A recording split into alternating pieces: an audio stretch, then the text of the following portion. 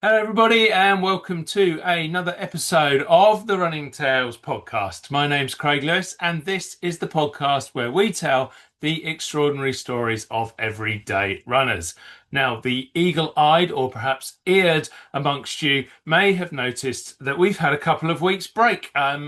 There's not too much to say about that other than that we've been super busy. But if you want to make sure we're not so lax again, then perhaps give us a little ego boost by liking or subscribing to this podcast wherever you listen. Or maybe if you're feeling particularly generous, hop over to our Buy Me a Coffee page and give us a little donation. The link is in the show notes, along with details of all our fantastic affiliate partners, including the likes of Kibra and Path Projects. Anyway, enough of that. This week we are back with a bang with the incredible story of ultra runner Chris Marritt. When Chris DNF'd the Ring of Fire Ultra, a 135-mile coastal challenge in Anglesey, he started to doubt his whole identity as a runner. But redemption was just round the corner, and now the full story of how he achieved it and what he thinks these days of that apparent failure the first time round is set to be told in a new memoir due out in August and entitled Did Not Fail. So I caught up with Chris to chat about his running career and how he faced up to those three dreaded letters. So yeah, Chris, I want to kind of start your story at the beginning because I think the run up to your story and the way you became a runner is probably quite intrinsic to the way you took these two races on, and it was something you came to in the first place at university, wasn't it? Yeah, absolutely. So it's going back a long time. So it's actually going back, 24 or 5 years before I took on the Ring of Fire. And yeah, I was in my second year at uni, and I wasn't having the greatest of times. My daughter's just finished university now, and it's only really when I look back through her experience at my own that I realised actually that was quite a tough time. So going back into my second year, things weren't great. I think I wasn't handling it particularly well, and I think had it been now, I would have probably gone to a GP, Yeah. and just said, I don't think I'm struggling, but at the same time, I'm not right. Um, Instead, I went to a sports shop and I bought a cheap pair of running shoes. And you know what? Even if I went to a GP now, I'm not sure they could have given me better advice. I started off and it was just that I just wanted something to cheer me up and kind of lift me out of what was a spell of continuous low mood and low motivation to do anything. Um, and I got the bug really, really quickly. But this was back in 1997, I think, 1997, right at the start of the year. And running wasn't a thing, No. right? Runners were few and far between. And you very rarely saw any. And when you did, it was like right at the start of the day, as if they were trying to get their dirty habit out while nobody else was watching. It was really weird. So it's not at all like today, thankfully. But that's how I started. I got the bug. I did my first half marathon later that year, and yeah, everything follows from that. Really, the rest is history. Yeah. The reason I kind of asked that question in the way I did was because you go on and in the memoir you talk about on occasions that voice in your head, which I think we all have as a runner, but it's that doubt within you. From reading it, Hmm. you're obviously quite confident in the job you do. You run these huge distances. I think that it takes a degree of confidence to do that. Of course, it does, and self-belief. But there's also an element, and I hope I'm not psychoanalyzing too much of Hmm. perhaps a lack of confidence at times that will show at these moments when you were at university, and also when you're in the middle of some of these huge challenges. Yeah, absolutely. And I think you've hit the nail on the head there. I really do. Now I'm obviously a lot older and wiser, and I've come to understand myself a bit more. I can really say that my confidence is very evidence based. I've listened to some of your previous guests come on and say, well, I never had that doubt about my self-belief. If somebody suggested to do something, I'd give it a go. I just automatically assumed I'd be able to do it. And that's as far from me as I possibly can be. I I get confident in things when I can see the evidence. And I think a lot of my running, um, particularly in the last kind of 15 years when I came back to marathon running, when my children had grown up a little bit, enough to start getting some of that family time back. I started wanting to do a little bit more, a little bit more, or a little bit faster, or whatever. And each one was an incremental step on top of the last. And I think looking back, it was trying to find that little bit of evidence of, okay, well, I can do a little bit more than I've done in the past. And I know some people who who try an ultra, and the next day they're looking at a 100 miler, and you're like, whoa, no, I'll try a 40 miler, and then if there was a 45 miler out there, I'd try that first. And Yeah. everything is very incremental because I don't have that kind of automatic self-belief. That confidence comes by pushing a little bit, finding I can do it, pushing a little bit more the next time. And that's why I think the Ring of Fire was on our kind of mental to-do list for at least 5 years, um, before I even got close to agreeing. I say ours because my best mate and I we do kind of all of our ultras as much as we can, together, and so it kind of been on a joint to-do list that one day we'll come round to it. But crikey, 135 miles? No, that's a long way ahead of where I am at the moment. So it took a while. Yeah, I actually relate quite a lot to that as well. Not that I've done a 135-mile race, but that idea of I speak to some people on here and some people in real life, and they'll talk to me about their ultra, and I says, well, how did you find the warm up to it in terms of half marathons and marathons? And like, oh, I didn't do that. I just did an ultra.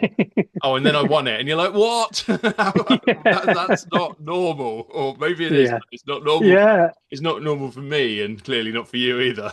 No, exactly. And I think I knew, from very early on in that kind of first term back in 1997, I wasn't going to set the world alight in running. I'd run at school. I knew I wasn't a good runner.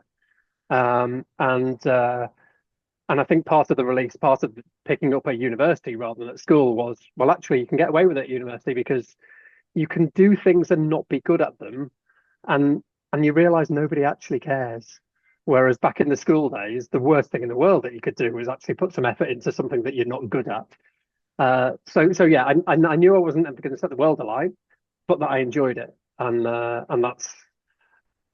that's what really gives you the bug. It's when you enjoy it, you can enjoy the experiences that you're going to come back to it. Yeah, I always find this sort of idea of good at running quite an interesting one, actually, because unless you're talking about, I suppose, in the ultra running world, the likes of, I don't know, Killian Jornet or Courtney Dow Yeah, or whoever, or these ridiculous marathoners or Usain Bolt at 100 meters, most of us are no good. Even these amazing club runners, they're not really any good compared to these yeah, elites. that's true. But also then you have a whole stream of people who would say, probably including myself, to be honest, what you've done in your running career is pretty exceptional. It's more than good. It's unbelievable the races you've done. And we'll talk about your sort of doubts after the first Ring of Fire and how that went. But you weren't inexperienced in running and ultra running by that point. You'd got a lot of stuff under your belt already. Yeah, absolutely. And there are two things that I'd come back on that. Firstly, is I try and tell everybody who says something similar that, you know what, I moved from kind of running road races and marathons to ultras because they're easier. They're easier than road races. I find them easier than road races, and they are easier than you think because you're not running the whole time, right? There's so much walking, and we joke about just how many excuses we have to walk. It's like, it's hilly, it's technical ground. I'm feeling a little bit tired. I think I might need to change clothes because the weather's turning. Anything. Oh, I'm coming Yeah, up to a checkpoint. Any reason to walk, and I'm walking. yeah. So on the one hand, I think, well, I've moved to ultras. Everybody else thinks, oh wow, these are huge distances. How can you possibly do them? Well, I do them because I find them easier than the intensity of running a marathon. So there's that first bit. Um, but then you're absolutely right. I lined up at the Ring of Fire that first year that I did it, and I was confident, and I was confident because of the evidence. I'd Mm. I'd run 2,000 miles that year, and the race starts in the first day or two of September. So in 8 months, I'd run 2,000 miles in training. I'd done 13 ultras before that point. I'd done nearly 20 marathons, nearly 40 half marathons. I knew what I was doing, Yeah. or at least I should have done. So yeah, I had that confidence because I'd got experience. Um, but I never think that you really, well, you need discipline to learn from successes, and I'd always started to finish, and I'd always finished. Yeah. Yeah.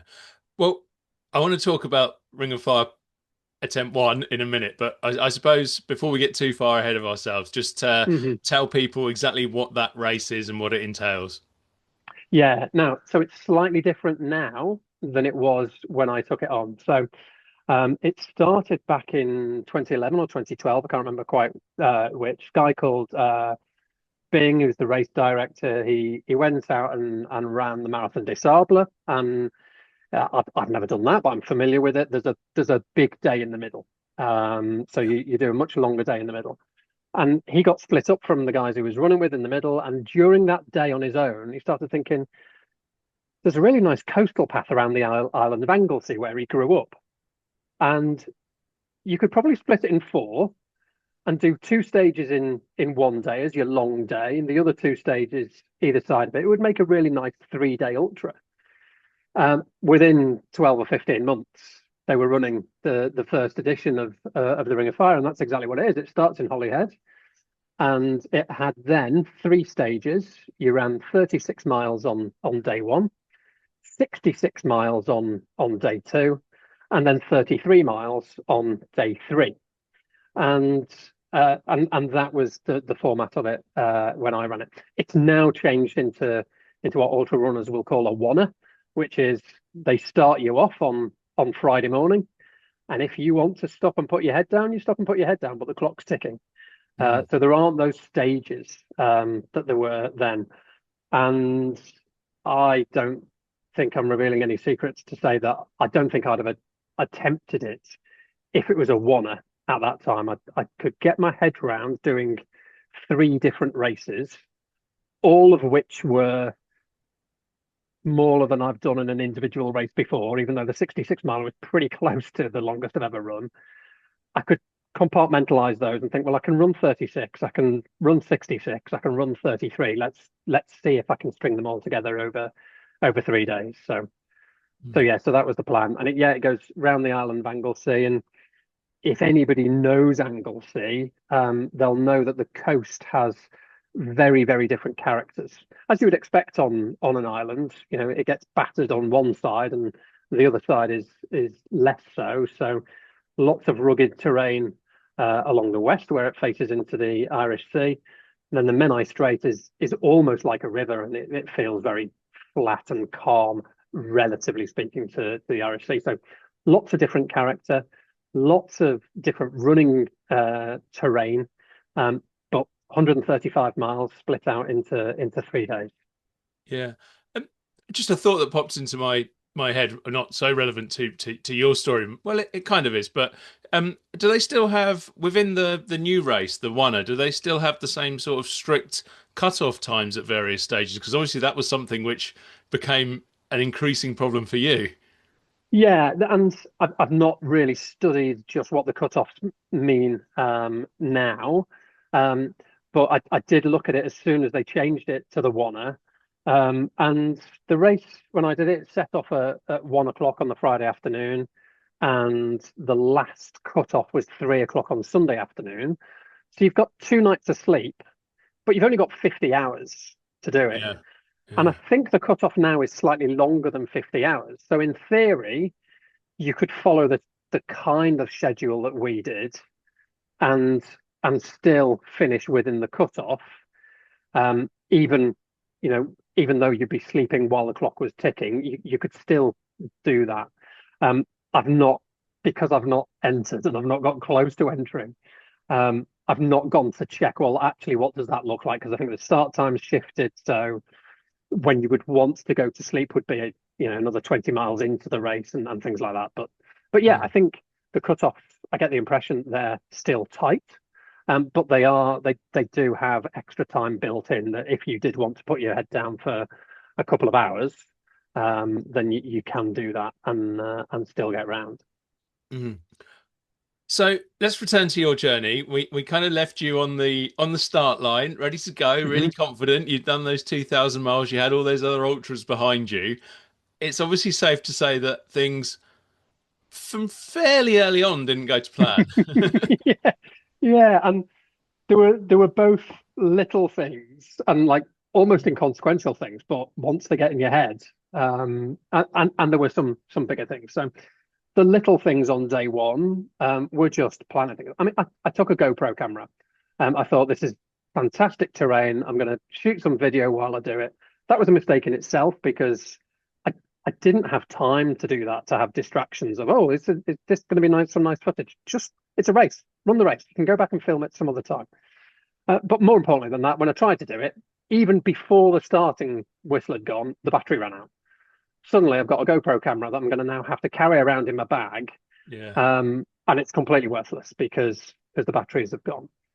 Um, the same thing then happened to my watch, but I was expecting that. I was expecting my Garmin to die at some point. I'd have a spare battery, I'd have a cable, I'd plug that in. Anyone who's got any experience of Garmin's probably know that the cables aren't the best part of the kit that you get. I had half a dozen of them. The one I picked up was obviously the one that didn't work and should have been thrown in the bin a long time ago. It hadn't been, so I'd taken a completely useless cable with me. So suddenly I was without my watch, which was my navigation, carrying a camera, no need for that. My head torch probably wasn't as good as it needed to be. But the bigger mistake that we made on day one was we had a great plan that we would take it as easy as we could, just get round, and you'll conserve all that energy for day two and day three.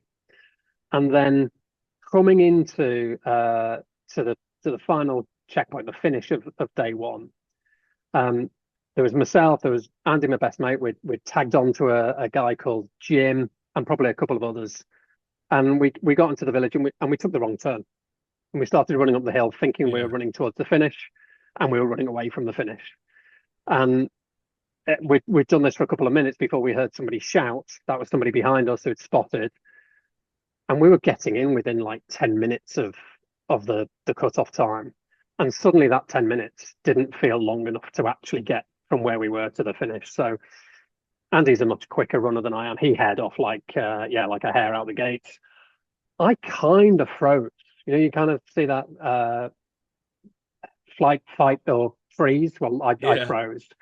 I was still running, but I could do nothing other than the pace that I'd just done for the last 8 hours or whatever. And it was only when I got within earshot of the finish that I realized I'm I'm within 60 seconds of the cutoff here. I need to move.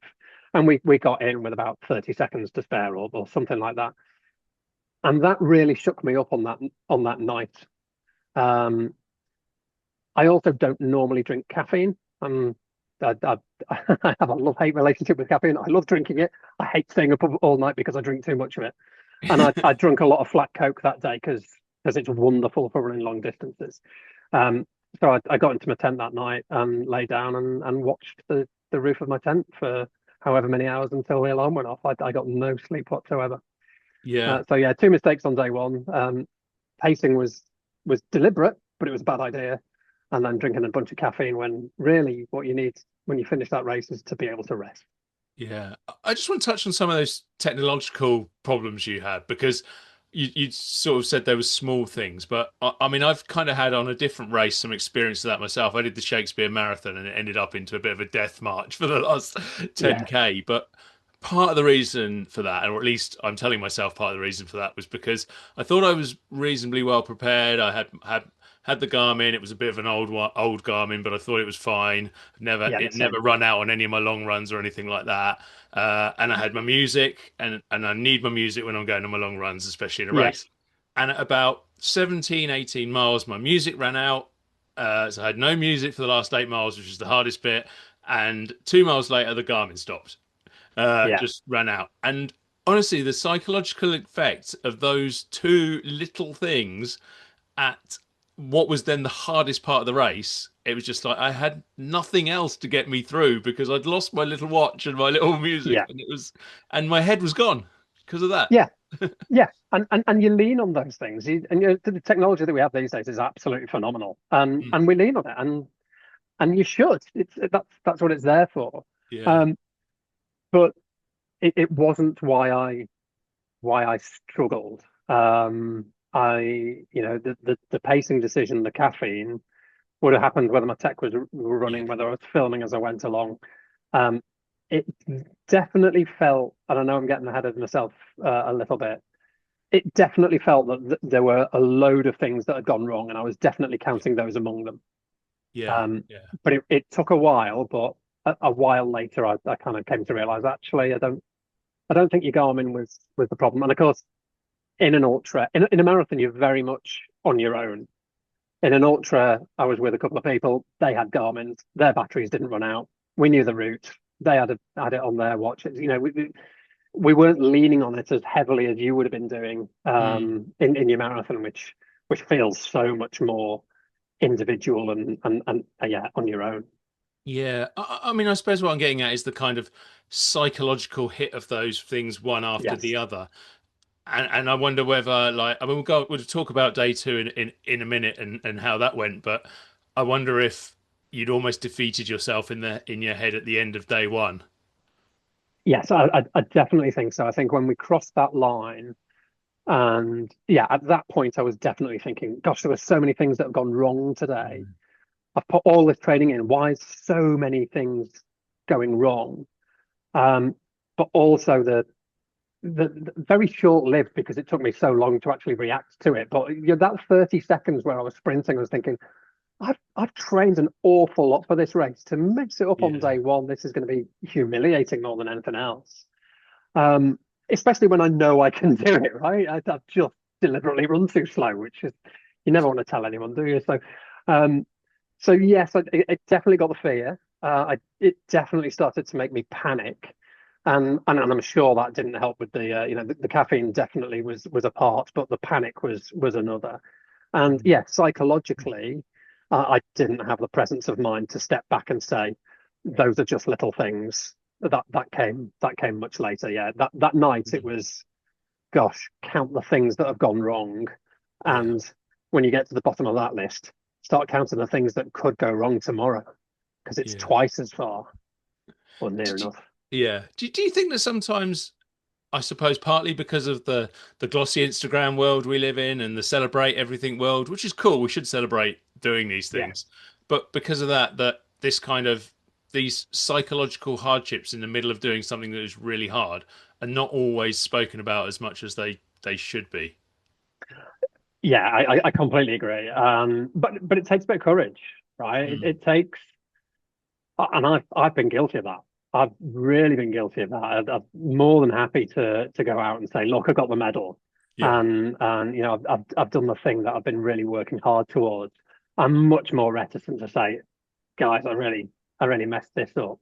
Um, so everybody's human, but it does result in this kind of you only see one side of the coin, and Mm. I really like people like Ali Bailey on social who really do give you both sides, Yeah. and I think that's so valuable.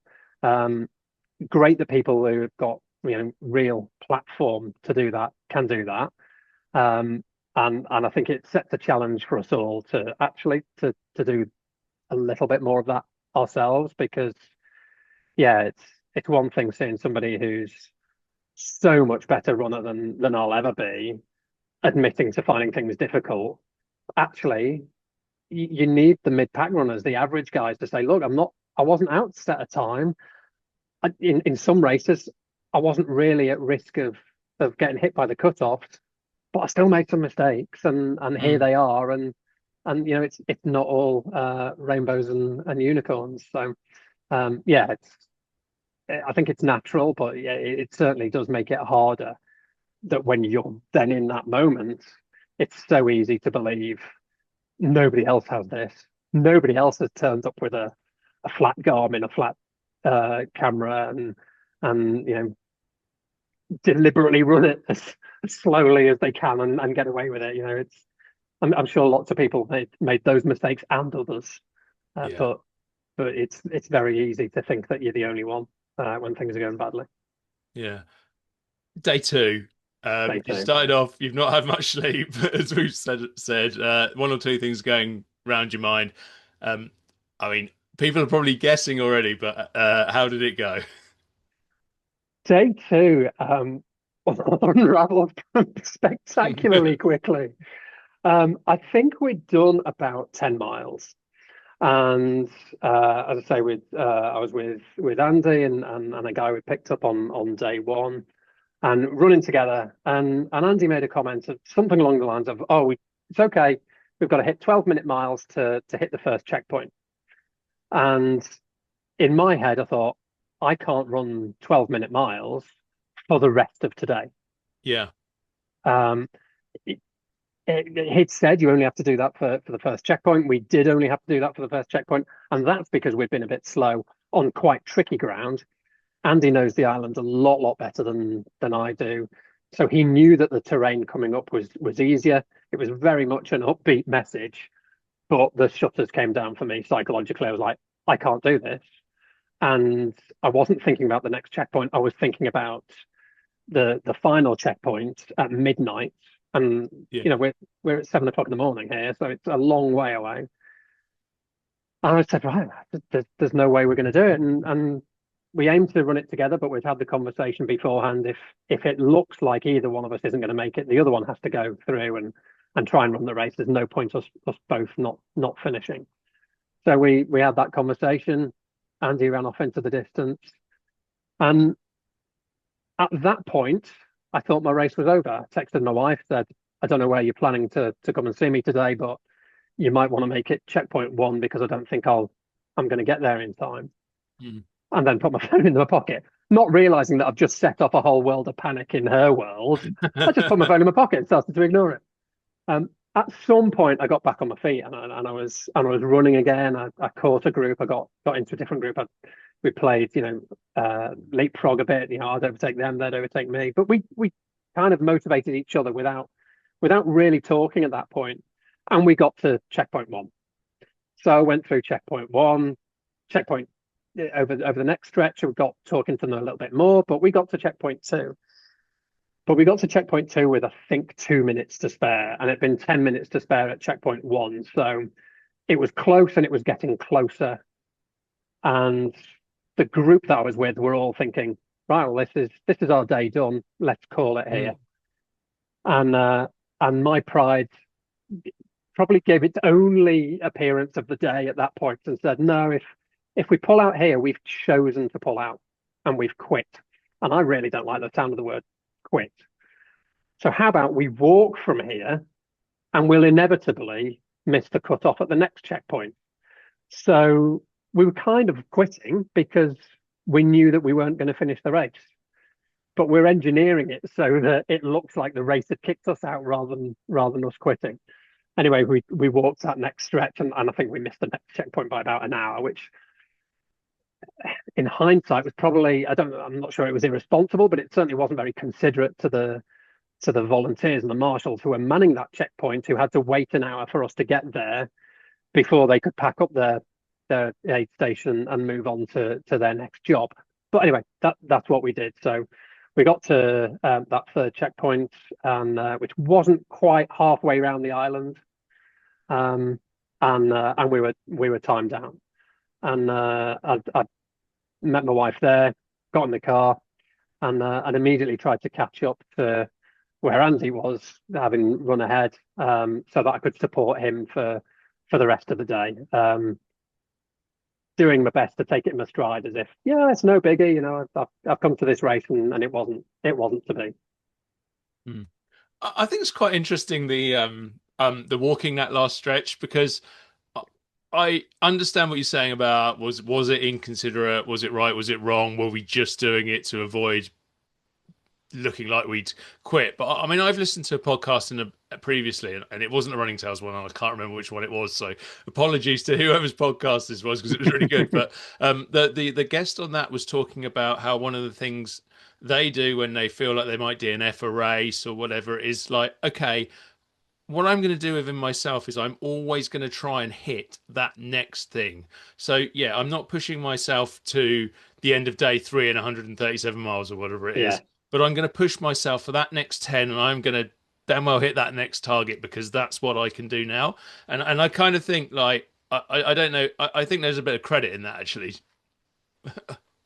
I mean, I fully endorse that attitude, and that, just do the next thing, and in different areas of life, we've got a bit of a family saying of, just be where your feet are. Yeah. Don't worry about what's coming, just be where your feet are, and deal with what you're in at that moment. And I think that's great advice. That absolutely was not what I was doing at that moment. I was just I was walking away from I thought the shame of quitting, Mm, because the marshals were going to let me leave that checkpoint and carry on. And the decision was, well, do you quit mm, or do you carry on, even though I had no hope of, or limited hope of getting to that next checkpoint? If we'd gone on and said, look, let's give it one more checkpoint and see, and yeah. we'd have run bits of it, but we were walking when we could have run.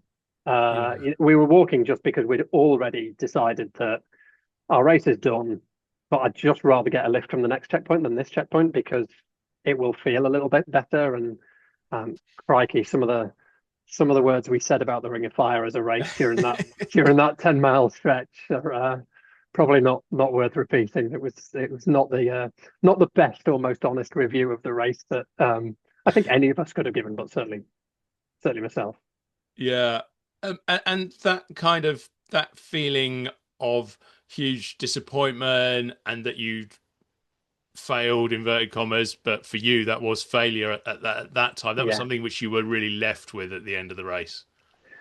So it didn't hit me straight away. I trudged into that checkpoint. They took my tracker off me. I got in the car, and I didn't really feel anything. But later that day, absolutely. I went out cheering Andy as much as I could. But when we went back, we'd got our mine and Andy's families had booked out an Airbnb, so I had somewhere that I could go and have a bath, and I'd sleep in a proper bed that night. So I went and had the bath, and as soon as the bathroom door was closed and I wasn't around people, suddenly the emotions came, because I could let my guard down and I could admit just how much it hurt. I'd never not finished. My goal was often only to finish, but I'd always done that. And with ultras, that's the only rule, right? You can walk, you can run, you can crawl if you have to, you can stop and have a sit down, you can lie down by the sound of the trail and cry or sleep or any of those things. But whatever do, get back moving again and finish.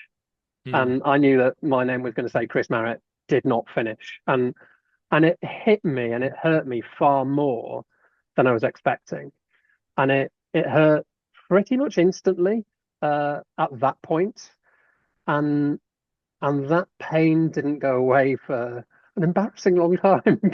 If you think about, this is a hobby, this is, you paid to do this. Yeah. Why are you Yeah. taking it so seriously? But we do. Hmm. You you can't run half marathons, and not take them seriously. Otherwise, you would get exactly what you deserve. Yeah. Um, so so I took it very seriously, and it hurt, and it hurt a lot. And I think you touched on it there. It got to my identity. Hmm. So the thought process from did not finish to failed to finish to failure was remarkably quick. And lying in that bath, I was like, I'm a failure. Yeah. I've told a bunch of people that my big thing this year is doing this race. I've not got halfway, and I'm not injured. I don't actually feel that tired. If you said, okay, the cutoff's gone, but you can carry on, I'd have carried on. Hmm. I absolutely could have kept going, but I failed to do the race. That makes me a failure. And it's ridiculous to think that way. I know that now, and I suspect I knew that then. But at that moment, that was exactly how I felt. I tied the race into my identity. I was crazy Chris, who did all these stupid long races, and now I couldn't do the stupid long races. I just showed myself up as being somebody who couldn't do what everyone thought was like really at the core of my identity.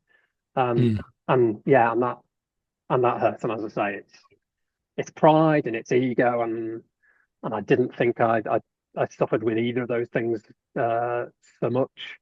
But crikey, do you find out when you start picturing DNF next to your name? And as I say, I think if I'd done that 24 years earlier, I'd have picked myself up. I'd have been really comfortable with it because DNF doesn't mean anything. It's fine. But having avoided it for 24 years, then it really hurt. Yeah. And looking back now, after the redemption run, because spoiler alert, you went back to Ring of Fire and you conquered it, and we will definitely be talking about that in a little while. Do you still see that first race as a failure? No, absolutely not. In fact, I now happily talk about that as the best race I've ever done. Not the second, the first. Yeah. Because the impact that has had in all sorts of ways is far greater than the impact of any other race. Did the second time feel better than the first time? Hell yeah. But the first time, I heard one of the football commentators during the World Cup talking about, a player had said in an interview, "Oh, we didn't lose. You either win or you learn." And the commentator said, "Crikey, he's put some spin on that."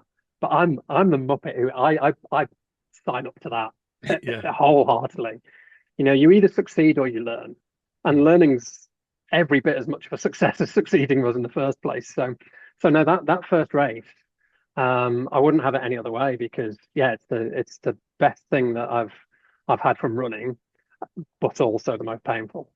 Yeah. And I think one of the things that obviously did for you was made. I mean, you didn't originally want to go straight back and do Ring of Fire, far from it. But once you made your mind up, you looked at that whole race in a different way and thought about it all differently about how you could plan it and so on.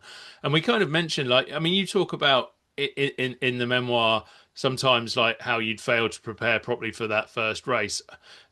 And I suppose you had, but it's not like you didn't do anything. You'd done, like you mentioned Yeah. earlier, an awful lot of running. You had an awful lot of experience. You just perhaps not done some of the other things. And that learning really came in as you started to prepare for the second time.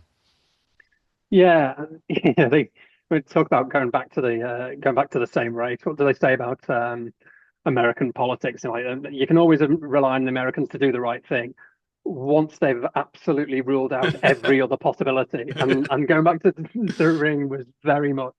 I went back after I'd ruled out absolutely everything else I could think of.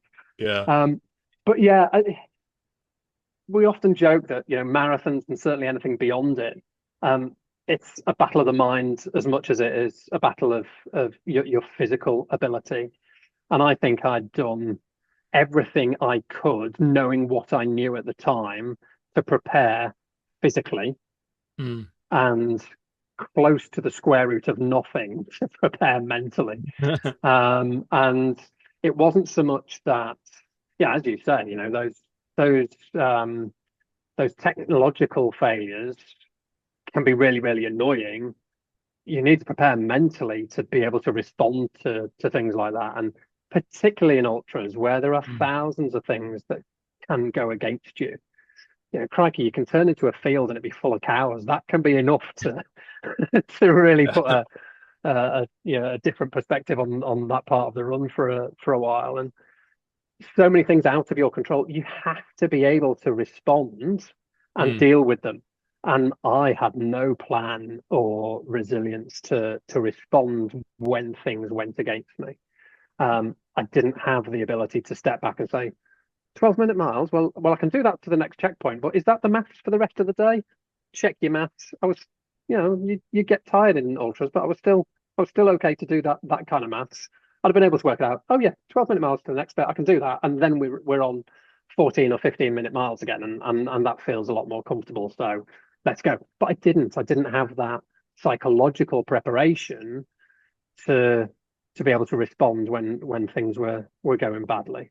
Um, and that was really well the first or second thing I started to think in the aftermath of that first, if I'm going to go back, and at this point it was still to another challenge, Mm. what are the things I can start to put to do differently? And one of them was, well, actually you can work on that mentality and start to prepare so that you respond a bit differently under pressure. Yeah, I definitely want to perhaps talk about that in a little bit more detail Yeah, because you're right, it's completely intrinsic. But I did want to touch a little bit on the physical side of things because one of the things that happened to you, which is kind of it almost sounds counterintuitive, is you talked about all of those miles that you did and all of those training runs and running every day. I think you had a massive run streak yeah, at one point that, by the sound of it, went on for years. But and you were doing back-to-back runs and so on, uh, um, and you eventually for the when you went for it the second time, you had a coach, and one of the first things she yeah, said to you was almost you're doing too much mileage. You need to rest, and yeah. you were very worried for a little while that you just weren't doing enough. But actually, obviously, that was a better thing. It was almost like you were doing too much running before the first race. Yeah, which is why I said I'd kind of I trained as to the best of my knowledge at that time Yeah, physically. I think looking back, it was the truth and the curse of or the myth of marginal gains. You know, people talk about marginal gains, and you think about the British cycling squad, and you think, well, the lesson that we should take from that is that they do everything, mm, even the things that are only going to make a 1% difference. Now, I came to that and looked at it from completely the wrong end of the telescope. I thought, okay, so if I can do some things which will only make 1% difference, that can be the difference between succeeding and failing. I was like, I only need to make a couple of 1% changes and that'll be fine. But that's built on the assumption that you're doing the other 90 odd percent of the stuff right. yeah, And so I thought, I'll take on this coach. And as I said, the coach I worked with, Jen's a friend of mine anyway.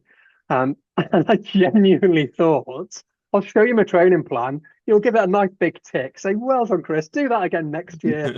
Let's do a little bit of, she'll probably suggest I'll do some strength and conditioning yeah, because yeah. that's one thing I had missed out of the previous year. Um, and all will be fine. And she looked at my plan and said, right, oh, you need to have rest days. I was like, well, I can't possibly hit the weekly mileage I need to do if I have rest days. It's like, Yeah, yeah. okay, we'll come to that in a minute. We're also going to drop the back-to-back long runs because the first time round I was for a chunk of the year I was out running a marathon on the Saturday, and then coming back and doing 20 miles on the Sunday because I thought, what better way to prepare for a three-stage race than to have two long runs every weekend? It just made so much sense to me. Until it was pointed out that actually you get fit when you recover, not when you just load the system. And Yeah. all I was doing was loading the system 7 days a week. I think I thought I was being clever by giving myself a rest day a month.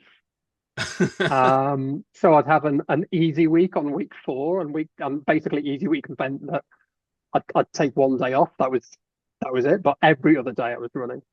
Yeah. I designed my own plan, but from February to August, I think I missed 2 sessions. I want to say I missed them. I probably did 3 miles instead of 6. I still went out and did something, but I didn't do what was on the plan. So yeah, so physically I thought I was doing really well, but actually I needed to pay attention to the 90% before I got anywhere close to finding some 1% to stick on the top because who knew I was doing it all wrong. Yeah. And so when it came to the psychological side of things as well, what were the takeaways there that you learnt to do during that second training block? So in training, as opposed to in the race, that's quite an interesting one. So the first thing that came to mind was exactly what we spoke about being where your feet are. Mm, And I broke the race down into checkpoints. And I did not let myself think about anything beyond the next checkpoint. And I was really disciplined about that and made sure that I was only ever thinking in that. And that made an enormous difference. Starting a run thinking I've got 135 miles to go is enough to freak anybody out. starting a run thinking I've got 6 miles until the next checkpoint. I can do 6 miles Yeah. practically in my sleep, so that's going to be fine. So that was the biggest single difference. But I think I started to understand a little bit more about why I freaked out and why I didn't. And in fact, there was one moment in my training, um, and I put on an audiobook by Siri Lindley, who's an American triathlete, for those who aren't aware. And she described this situation where she was going for the American Olympic trials in 2000, and she had planned every bit of that race. She had trained really hard. I'm going, yeah, here you're there. I mean, comparing myself to Cyril Lindley is just ridiculous. But listening to it, I was thinking, I can see parallels here. Yeah. I'd visualized the race. Yeah, I've visualized every step of that race, despite not having done any recce's of it the first time round. I'd visualized in my own head. And and then something went wrong, and she completely unraveled. And as Mm. soon as she realized that she wasn't going to run the perfect race, or I think she was still cycling at that point, she wasn't going to cycle the perfect race. She was like, "No, that's it. It's done. I'm over." And she pedaled a little bit and carried on for, I don't know, maybe 20 miles or something. But she unraveled, Mm. and she said, I choked. I just the pressure of it got too much for me. And I was running along down, a sunny day down alongside the canal in where I live, and just hearing her say I choked, I was like, crikey, that's it. I Yeah. choked. Yeah. Yeah. I've been spending weeks and weeks thinking. In fact, it was months by this stage. What had gone wrong? And I thought I'd come up with some lessons, and the real lesson is I choked. It was nothing more complicated than that. When it came to it, my mental world imploded, and I had no plan to pick that up and carry on. And yeah, and that was a real moment in my training. I just set out on a long run, and after about 3 minutes, I wanted to turn around and go home. I was like, what am I going to do from here? Yeah. But yeah, so that was probably the biggest one in training. It's fascinating, isn't it? How that mind works and how that psychology works. I mean, again, I'm talking about elite athletes here, and but I think it does apply to kind of everyday runners as well. And you look at, I've forgotten her name, but I think she's the world number one tennis player at the moment. But she keeps getting to tournament finals and collapsing and losing the last set 6-love, and it's ridiculous. Yeah, She just has these huge collapses, and apologies for forgetting her name. But and then you look at someone like Sifan Hassan in the London Marathon, that yeah, first London Marathon she ran, where literally everything went wrong. She couldn't walk at one stage, and then she came back and won it. And you're just like, those differences, because they're obviously both extremely talented, amazing athletes, but just in that moment they have that different thing clicks in. yeah, absolutely. And yeah, I'm a Liverpool fan when it comes to football, so I think of Jurgen Klopp and his mentality monsters. It's Yeah. it comes down to that. And he was coaching a team that definitely wasn't the best team around in terms of individual players, but the mentality that they had helped them overcome. And yeah, and I think that's what came down to. And there were lots of other things. I really feasted on other books, and there was one by a guy, I think it's called Matt Fitzgerald, and he talked about how endurance athletes, when they see something going wrong against them, and we're talking elites again, but I'm going to learn from them. Uh, Instead of saying this is how my race starts to unravel, which was absolutely where my mind goes, it's like, oh well, this is the twist in the story. Everybody has a twist in the story. This is the moment where Mm. everybody else thinks I'm done for. Yeah. And this is my opportunity to show them, well, that's how good stories are made. You've got that twist in the story halfway along where everybody thinks that all hope is lost, Mm. and you pick it back up, and that's what makes the story interesting. Whereas I was definitely thinking, oh no, this is where I unravel. So yeah, reading things like that was definitely helpful Yeah. Yeah. once I'd got kind of the physical stuff as sorted as well. But I think actually the mental stuff probably did as much, if not more, to change the outcome second time round. Yeah, I love that actually, because it's like if you go to the, I don't know, cinema and you watch a quest film, it's no good if the hero Yeah, just gets straight to the end and throws the the ring of power straight into Mount Doom or whatever. Needs to go wrong, and it's the same with those races as well. Because if you'd have just rocked up and run 137 miles with no problems whatsoever, you'd probably thought it was a bit easy. What was the point of that? So but I also think life's about stories, right? yeah.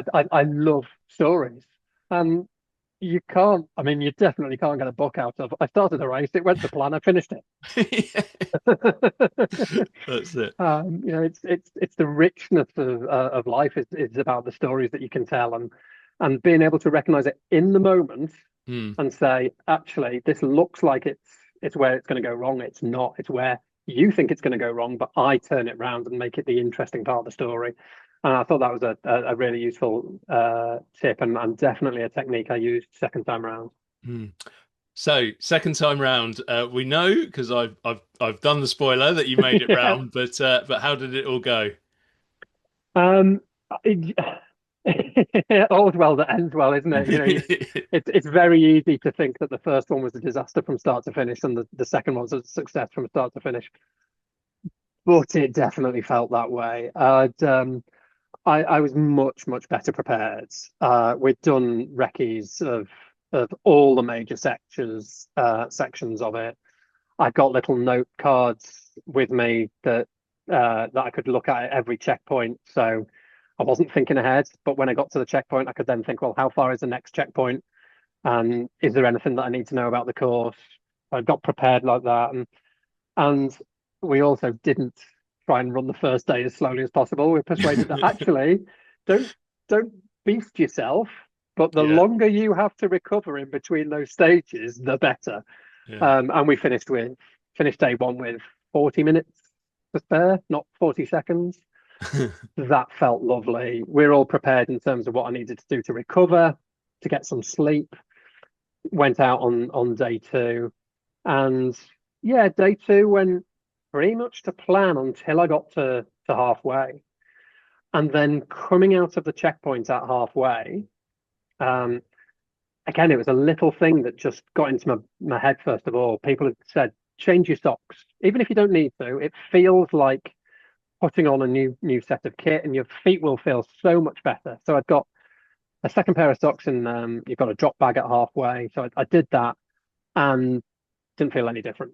And I built Mm. it up as being like, you're going to have a new lease of life. It's going to be like starting again. And like, no, that literally, I didn't feel anything. There's a big climb out of halfway, and I suddenly started seeing that our splits were over the average that we needed to be moving at to stay Mm. ahead of the cutoffs. We had a decent buffer at this point. We'd run well, but all I saw was the split and thought, okay, well, that cutoff is getting closer to me rather than further away. Yeah, And therefore it is inevitable that at some point it will catch me. And I can picture it was almost like a movie poster, um, with the cutoffs are coming, like an old Hammer horror type movie poster. And all I could think was the cutoffs are coming. This is it. This is the moment. We've built up a buffer. It's not going to get any bigger, and we're fighting against the cutoff because they're coming. Mm. And it's like when you've got an earworm and you can only think of one line of the song and it just goes round and round on the same line. It was just that same thing around my head. And I don't know whether that lasted 10 minutes or 45 minutes, but it lasted, and that's all I could think about. And again, I don't really know what got me out of it. I think I started thinking about my daughters. I'd really found my why during the year in between, and it was around following my daughter's example rather than trying to set them an example. It was no, they know more about being courageous than I do. Mm. It's about following their example. And I started thinking about that, and suddenly we were building the buffer again on top of the cutoffs. And after that, I loved the feeling of building that buffer so much that I was in every mile. But Yeah, every time that mile split came through, I was like, well, we need to hit 15 minutes a mile, and we've just hit 14:30. That's an extra 30 seconds in the bank. Let's go. And the yeah, next one will be 14 minutes. And I got a boost every single mile because yeah, it just turned around, and I was putting distance back on. And that was the most incredible, probably the most incredible part of certainly of day two, if not the whole race. It was that mm. going from feeling that my race was on this inevitable decline towards either scraping through or being timed out, to turning it round and realizing that actually it doesn't just get worse. It'll get worse. You'll have a low, but then it'll get better again. Um, and yeah, so that was kind of the big moment of day two. And I think we came in about an hour before the cutoff Yeah. at the end of day two. And then I know an hour over 16 or 17 hours isn't massive, but crikey, when I thought I was going, the previous year I'd done it by 40 seconds on day one, and for part of today I thought it was going to catch up with me.